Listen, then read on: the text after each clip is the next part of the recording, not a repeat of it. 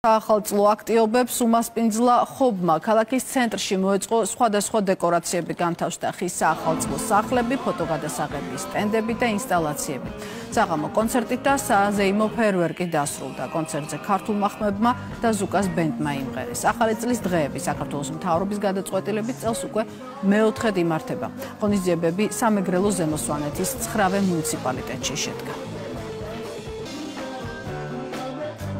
ესეთი პატარა ქალაქისთვის ძალიან დიდი სილამაზე არის შექმნილი და ყველა ასაკის ადამიანისთვის არის განწყობა და ყველას აზრი არის გათვალისწინებული და ძალიან მოგწონს ყველას. მართლა რაღაც არაჩვეულებრივი საღამო გამოგვივიდა, იმიტომ რომ ეს ახალგაზრდები საახალწლო განწყობით, შემართებით და რაღაცა დიდი ბედნიერებით დაგვხდნენ და ჩვენც დავიხარჯეთ ბოლომდე და შევეცადეთ, რომ საახალწლო განწყობა შეგვექმნა, ბევრი ვიცეკვეთ, ვიმღერეთ და მართლა კარგი დროა გავატარეთ. კიდევ ერთი ლამაზი დღე შედგა ხობის მუნიციპალიტეტში, ვისთვისაც მადლობას ვუხდით საქართველოს მთავრობას და მინდა ვისარგებლო შემთხვევით, მიულოცო ჩემს ძვირფას ხობელებს და სრულიად საქართველოს ახალი 2025 წელი.